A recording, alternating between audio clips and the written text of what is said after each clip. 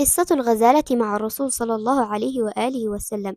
رؤي إن الرسول صلى الله عليه وسلم ذهب إلى مكان قريب من مكة، وهو وادي مشهور بصيد، وهناك العديد من الغزلان والطيور.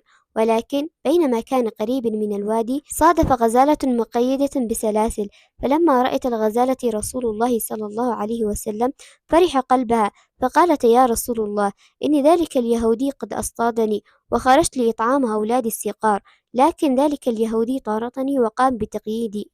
قالت: يا رسول الله، أرجوك أن تكفلني عند ذلك الصياد اليهودي حتى أعود إلى أولادي وأرضعهم وأعود إلى قيوده.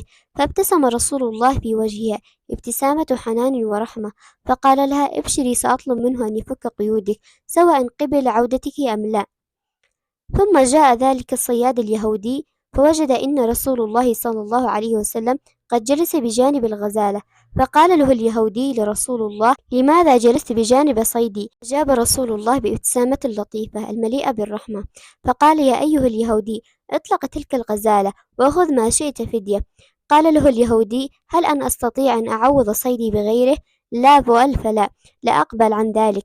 قال رسول الله صلى الله عليه وسلم: أولادها صغار، اطلقها لترضعهم وسوف تعود إليك مرة أخرى. فضحك اليهودي بسخرية واستهزاء، وقال: هل تهرب الغزالة وتعود مرة أخرى؟ ماذا تقول؟ قال له رسول الله صلى الله عليه وسلم: فأخذت منها موثقا لترجع إليك، وعاهدتني أن ترضع أولادها وترجع إليك. فعاد ذلك اليهودي إلى سخريته، وقال لرسول الله صلى الله عليه وسلم: لنقيدك مكانها حتى ترجع إن كانت صادقة على وعدها. قال رسول الله صلى الله عليه وسلم: نعم، عليك بتقييدي، ودعها لتذهب لترضع صغارها.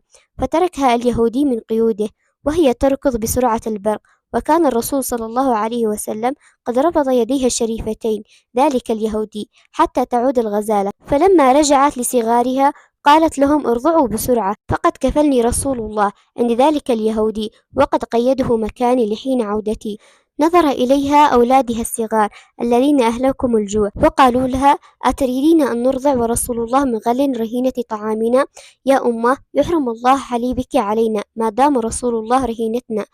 فعادت كالبرق إلى رسول الله صلى الله عليه وسلم وعيناها تدمع، فقالت: يا رسول الله، إن أولادي قد حرموا الرضاعة ما دام أنت رهينتي على ذلك الحليب. وقف ينظر اليهودي لتلك المعجزة بدهشة ومرعبة وهو مرتعب. فلما رآه بكى الرسول صلى الله عليه وسلم وذرفت عينيه الشريفتين، فقال له اليهودي: لماذا تبكي؟ لقد عادت هذه الغزالة. فقال له: اتق الله الذي أبكاني، إن أولادها يحرمون من حليبها طالما كنت أسيرا ومقيدا بدلا منها. فبكى ذلك اليهودي بشدة المنظر الإلهي والمعجزة، مما جعله يصرخ بأعلى صوته: فتيدك يا رسول الله، أشهد أن لا إله إلا الله وأشهد أن محمد رسول الله.